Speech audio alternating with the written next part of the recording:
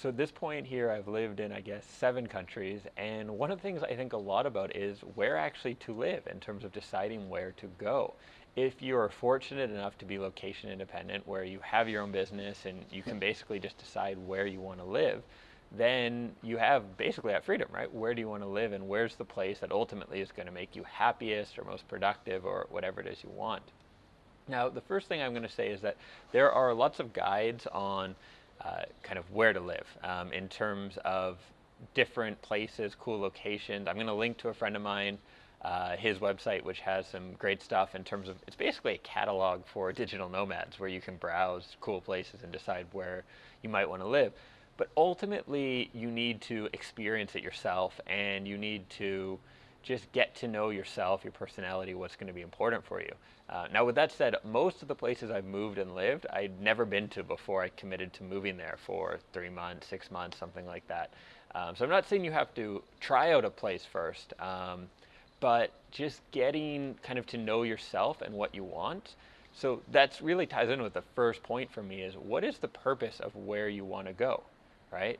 So if you are a digital nomad or you want to become a digital nomad, you are going to have different phases of your life. You're going to have maybe the early times when maybe you have a lot of savings. If you're different than me, I generally don't have a lot of savings. Maybe you have a lot of savings and you have some leeway, and you've been in the corporate world for a while, so you might want to really disconnect and relax your first 6 months out.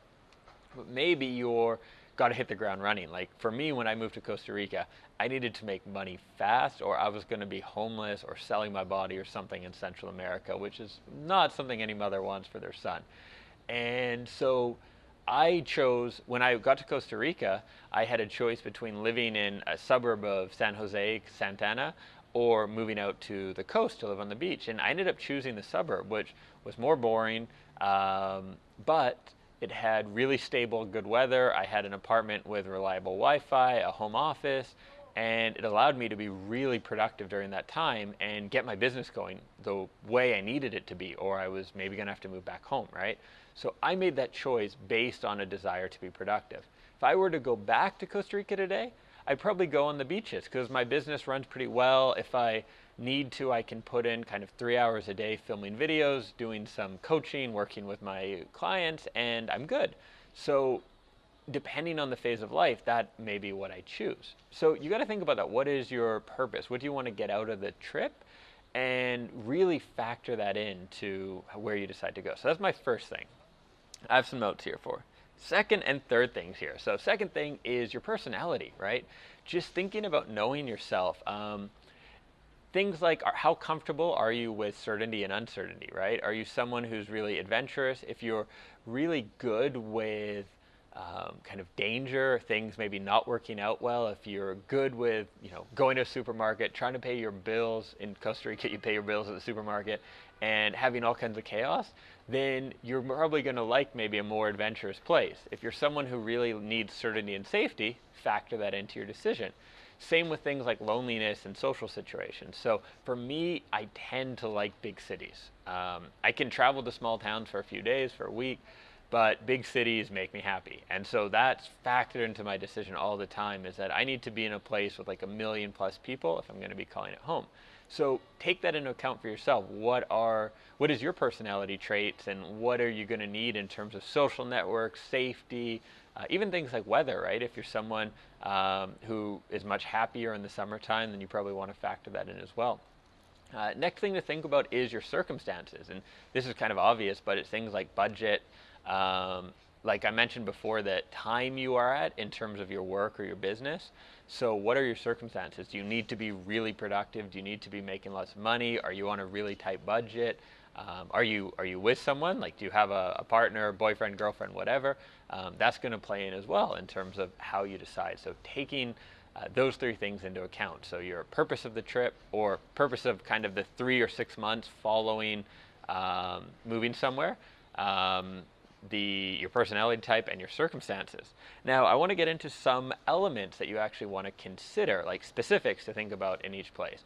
Now, first I'm going to cover some that might be obvious, at least to me I think they're a little more obvious, and then I'm going to go into some things that I would never have thought of, and I don't think are as obvious, but having lived in so many places and moved around, they've become more and more obvious to me. So first things first, some things to consider.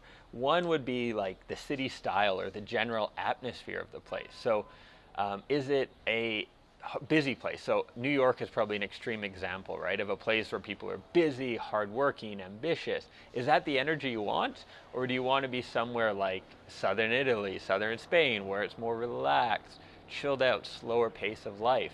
Do you want to be somewhere really artistic? Maybe if you're a writer or designer, you really gain an energy from being in a place like Barcelona or Prague that has a lot of architecture and history and arts. But maybe that's not for you, right? So you want to think about kind of the city style overall. How are we doing here, phone? Oh, are you kidding me? I think my notes are out of battery. I'm going to have to do a little cut here and restart this. Do do do do do. Feliz Navidad. All right, back. So some more things to consider. One is going to be weather. Obviously, I think that's a big thing. Somehow I end up in cold places, like living in Germany and Prague and stuff. Maybe it's the Canadian in me that keeps putting me back there. But I know for a lot of digital nomads, a lot of people who are location independent, the weather is a huge factor. So they're like Canadian geese. They fly south in the summer. They go to Asia. Sorry, they go to Asia in the winter, fly south in the winter, and then in the summers often come to Europe or go to places that are, have nice summers and that. So weather's a big thing. Wi-Fi is going to be another one.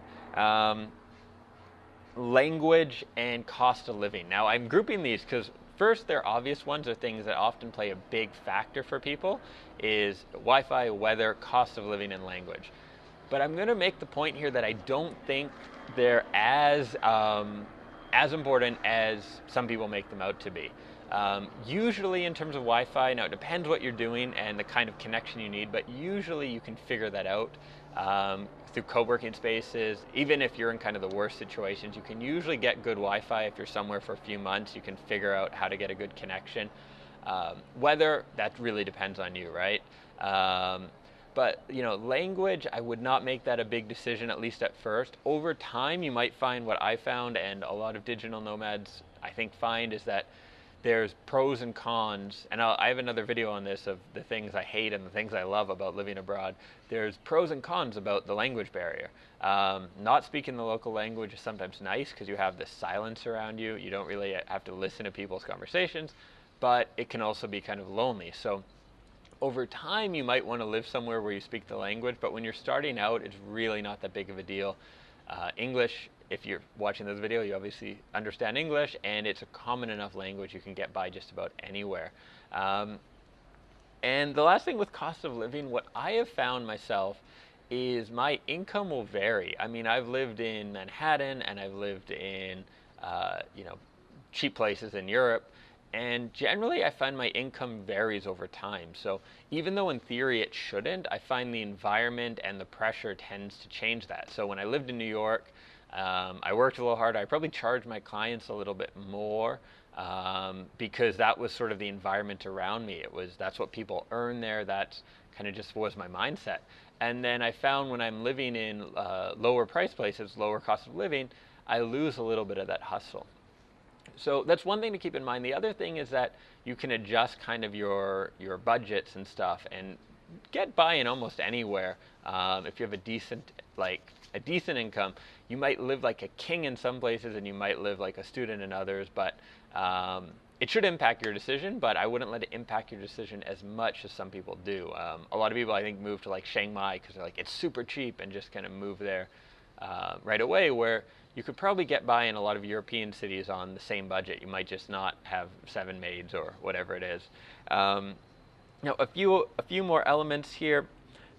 Dating, I think, is something to consider for men and women. Is what is those circumstances? So if you are single and relationships, dating is something that's important to you, then it's something to keep in mind. What is the local dating culture? Are you going to want to be dating kind of other foreigners or locals? And if so, maybe are the locals people you're attracted to or not? I mean, people all have their preferences. Something I think worth thinking about. If you're going to live somewhere for a year, I hear stories from people Usually it's from women who move somewhere and they just don't like the local men, and they kind of have a rough year where they're not dating as much as they'd like and stuff because there just isn't the options they might like.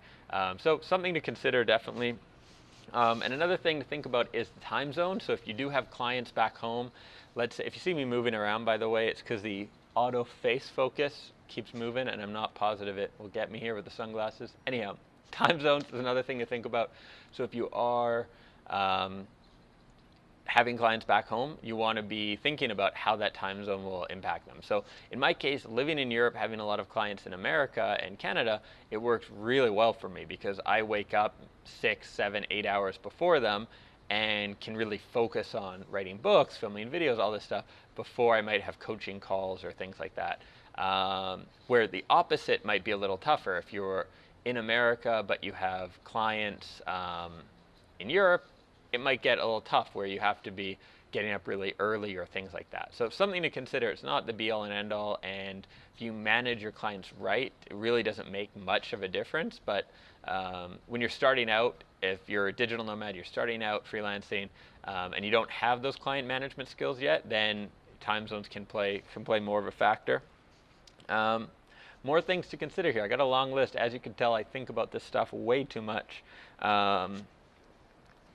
The local economy. So I found this out when I was living in Barcelona, and things were getting rougher. I noticed examples would be like in bank tellers in the mini rooms where you have ATM machines that are open 24 hours. The ones by my house at first had no one sleeping in them, and then over time had one guy, two guys.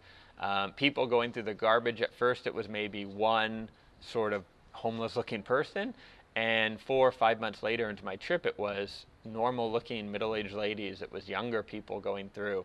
And for me, that impacts my mood. Being in a place that's kind of struggling, it depends, on you and that, but it has a certain feeling versus like I'm in Prague right now, and Prague's economy the cost of living is somewhat low, but it's arguably the best economy in Europe in terms of unemployment rates, and restaurants are busy. You need reservations Thursday through Sunday nights to get in almost anywhere. It's a nice feeling, like the city's booming, things are changing, a lot's happening. So that's something I would never have thought of before I started traveling because my income isn't tied to the local economy, but I do still find it kind of impacts your mood and the ability also for locals to be having money go out with you, that kind of thing. Another thing to think about is the airport. So what a lot of digital nomads do, what I've done, is I usually have a home base for 3 to 6 months and then take lots of trips, once or twice a month, travel to other places to get to see more of the world. And so your local airport makes a big difference. If you live by an airport that has really cheap flights, is easy to get to, quick, that can make a big difference. In Prague, I will often get to the airport 30 minutes before my takeoff time because the airport's super smooth, security is always quick, there's no issues. And so I can leave my house an hour and 20 minutes before my flight leaves. That makes a big difference in terms of traveling a couple times a month or more frequently. So something to think about. Same with prices. If you live somewhere where the airport has a lot of cheap flights, it allows you to see more of the world a lot quicker. So on the extremes is somewhere like if you lived in Australia and you wanted to go see Asia for a bit or see Europe or something, that's a big flight and going to have a much more difficult time there. Another thing, two last things, that's it, and then I'm done here, I promise. Think about the local cuisine and just generally the health of local food. So in North America, we're spoiled in that we can buy anything from any supermarket. We pay out of our asses for it, but we can get it. In a lot of other countries, even very developed countries, like your European supermarkets tend to be more basic, lower priced, I would argue better quality of food often, but you have less options. I mean, to find kale, I had a kale salad here last week I found at the supermarket. That was a big thing to actually, I haven't seen kale in a supermarket for I think a year or two. And so you don't always have the selection. And so if you are someone who's particular about health and or just loves to eat and you want to live somewhere with delicious food, think about that. The local cuisine has an impact definitely in what's available. And then the last thing is thinking about just your hobbies or other interests and will they be available. So the most obvious ones here are the guys and girls who are into surfing, kite surfing, all this kind of stuff. Or is it kiteboarding or kite surfing? It's kiteboarding. I'm so not cool. I can't even pretend here. They tend to obviously live places where they can surf. That's a must. But I found smaller things. Like I like to do improv comedy. I've done some martial arts before. Finding those classes available is important, right? So thinking about if there's certain hobbies you have, certain interests, certain sports you want to do, are those available locally where you want to go? Not a big deal if you're going somewhere for a month or two, but if you're going to be living somewhere for 6 months or a year, it can definitely impact your stay, right? And you want to be somewhere where you're going to have access to all that stuff. So I think that's it. That is my crazy list of some things to consider. I'll probably put this together at some point in a longer article, kind of checklist, some cool format like that for you. But let me know in the comments if you have any other advice on this, if you've lived abroad or you're thinking about living abroad or being a digital nomad. What do you think about? What are the things that are most important for you? I'm really curious because I think I'm probably weird with it. Like the things I consider aren't what other people consider. So I'd love to hear for you. What is it you think about? What are your considerations? And if you have any advice for other people watching the video about things that I missed or just other things to cover, do add those to the comments as well below.